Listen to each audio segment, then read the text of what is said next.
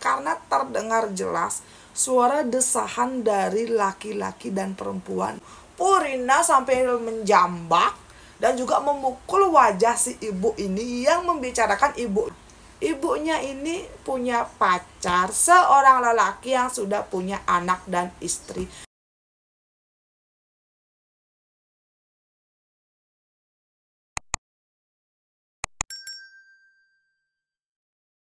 Ketika Rina sering melalui ke tempatnya si Pak D, Rina itu sering sekali melihat ya Pak D dengan si Mbok D ini akan bertengkar dan ujung-ujungnya Pak D akan pergi keluar rumah dan Rina lah yang akan menemani si Mbok D di rumah.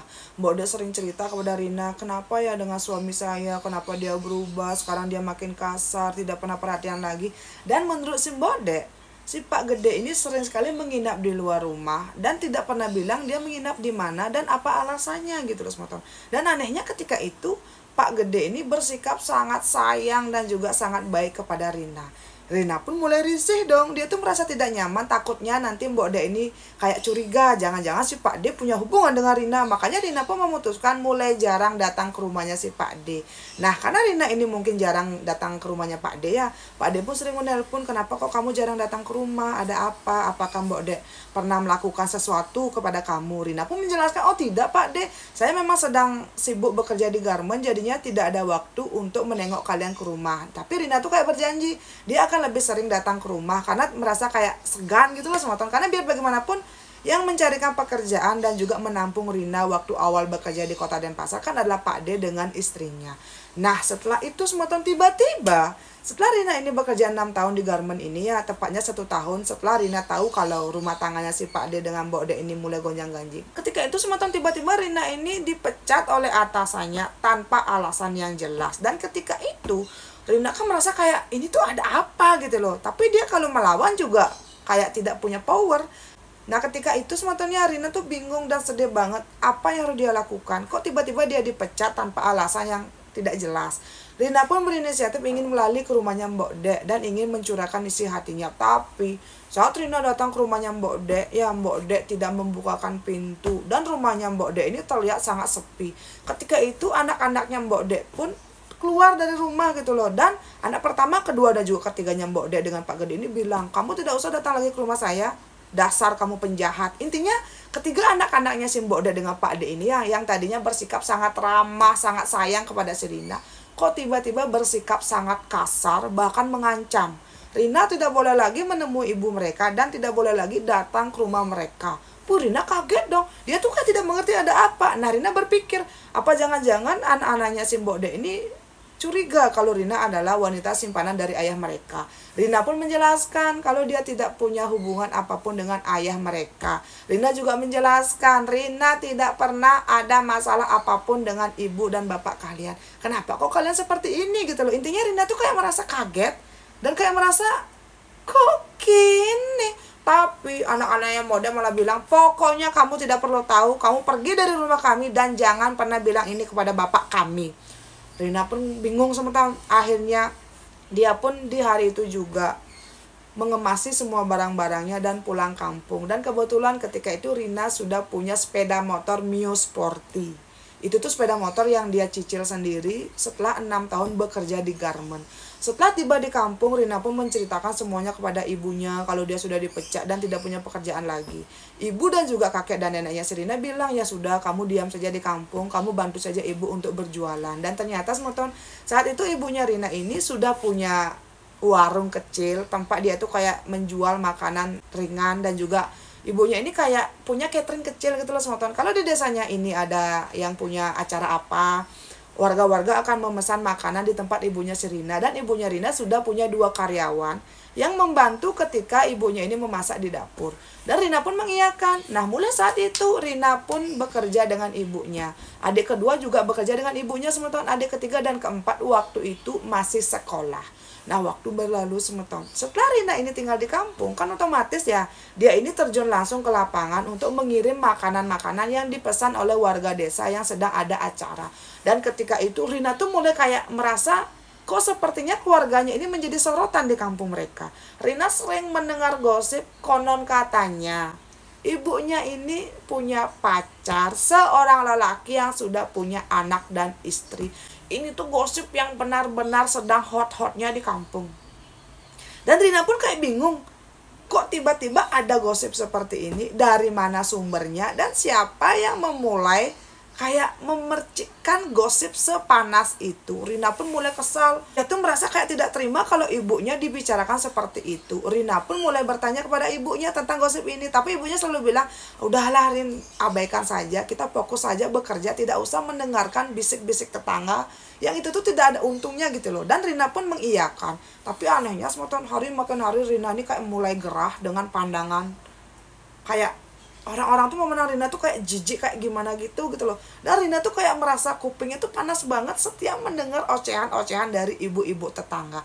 Dan waktu itu Rina tuh kayak sampai bertengkar dengan salah satu tetangga karena dia tuh mendengar langsung ketika para tetangga ini menggosipkan ibunya. Katanya ibunya ini punya selingkuhan, bahkan sudah punya anak dari si selingkuhan itu.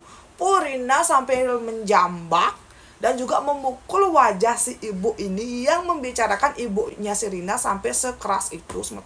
Waktu itu aduh, pokoknya Rina ini selalu menjadi garda terdepan ketika dia mendengar ada manusia-manusia dajjal yang menggosipkan ibunya seburuk itu.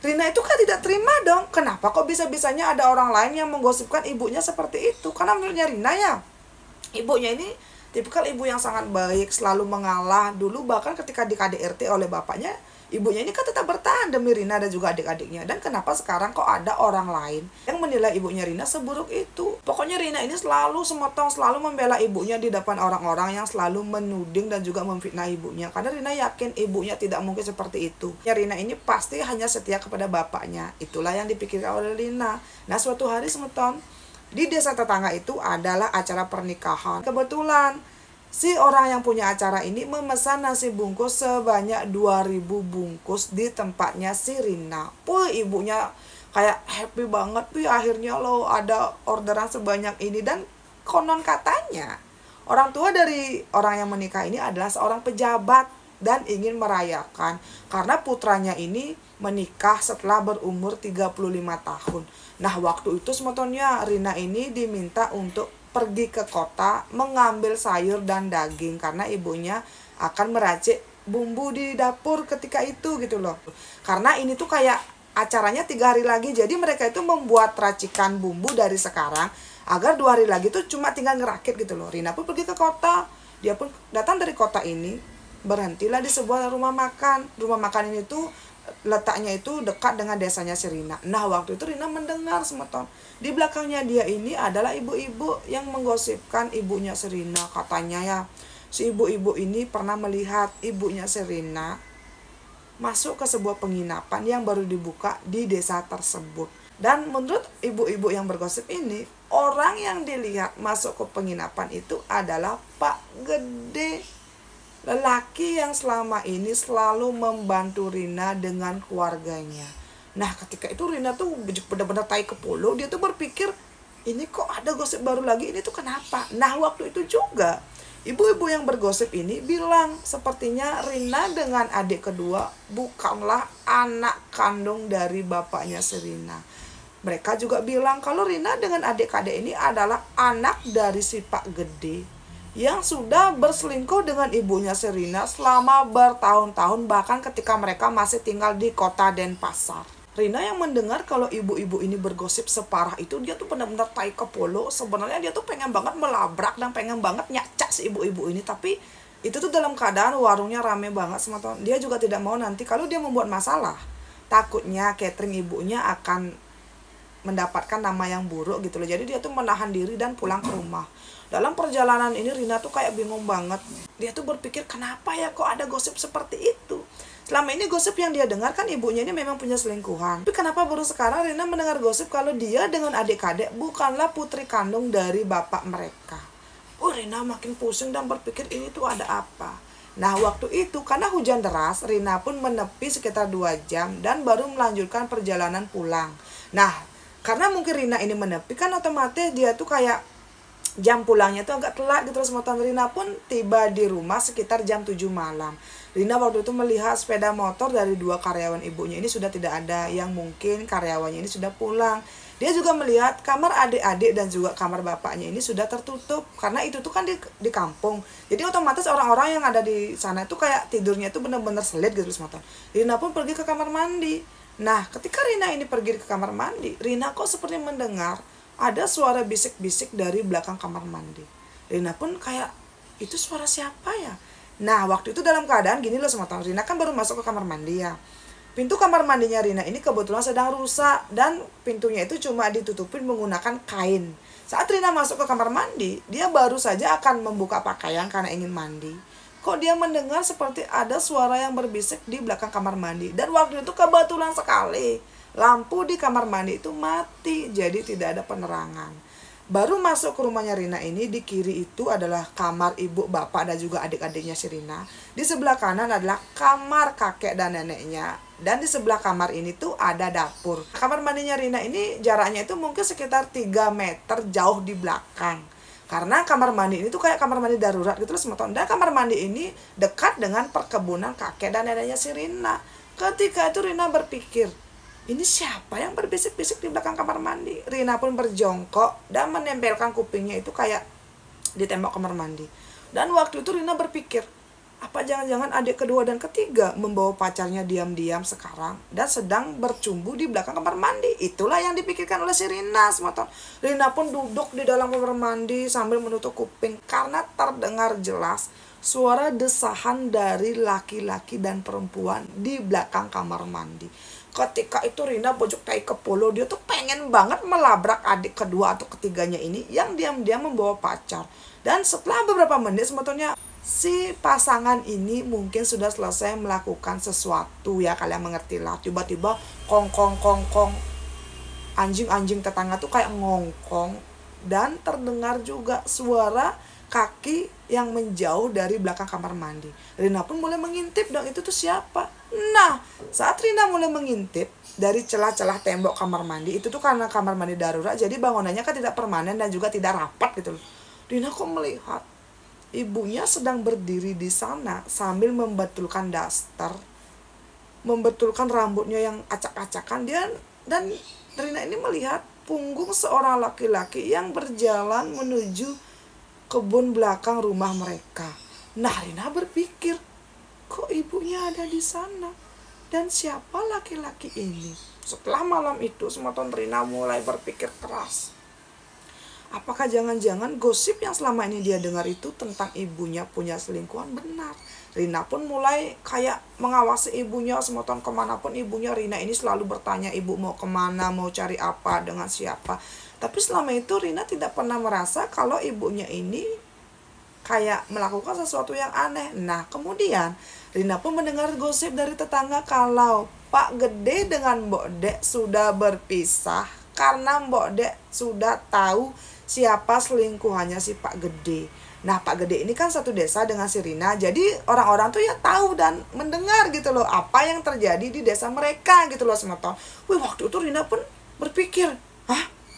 Mbok Dek tahu siapa selingkuhan suaminya? Terus itu siapa? Entah kenapa feelingnya Rina tuh kuat banget. Apa jangan-jangan selingkuhan dari Pak Gede adalah ibunya sendiri?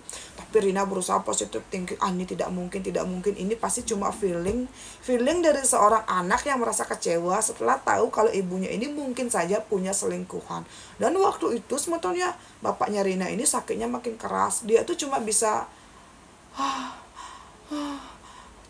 kayak di tempat tidur, tidak bisa ngomong, tidak bisa bergerak sama sekali, meju, ngencem, makan, sampai apapun cuma dilakukan di tempat tidur. Dan ketika itu ibunya Rina tidur dengan adik keempat dan juga adik ketiga. Dan ketika itu Rina tidur dengan adik kedua saja. Biasanya Rina ini kan ada odalan. Waktu itu Rina dengan bapaknya sajalah yang ada di rumah karena Rina sedang datang bulan. Rina pun menyuapi bapaknya makan, mengelap, dan juga membersihkan kotoran bapaknya. Nah, waktu itu tiba-tiba Rina mendengar ada suara wanita yang datang ke rumahnya dia. Nah, pun melihat dong, ternyata itu adalah Mbok Kadek, istrinya si Pak Gede. Si Mbok Kadek mencaci maki si Rina dan bilang, dasar kamu anak setan, dasar kamu anak sundel, kamu tidak tahu diri. Pokoknya si Rina ini kayak dicaci maki oleh si Mbok Dek sementara. Rina pun bertanya, ini ada apa? Nah, waktu itu Mbok Dek dengan putra pertama dan juga putra keduanya sambil menangis mencaci maki si Rina dan bilang, "Kamu ternyata anak dari suami saya ya? Ternyata kamu ini adalah hasil perselingkuhan suami saya dengan ibumu. Dan adik keduamu adalah anak dari suami saya. Kamu tidak malu selama ini memanfaatkan saya, meminta bantuan kepada saya mencari kerja lah, mencari kos lah, ini itu, dan ternyata kamu sudah berbuat senekat ini." Wih, waktu itu Rina semata di KDRT oleh Mbok Kade, dan putra pertama dan juga putra keduanya Mbok Kade hanya menonton ketika ibu mereka melakukan hal seperti itu kepada Rina. Ketika itu Rina tidak bisa melawan sama sekali. Badannya Rina ini lebih kecil dan juga lebih pendek dari si Mbok Kade. Mbok Kade itu badannya besar dan juga cukup berisi.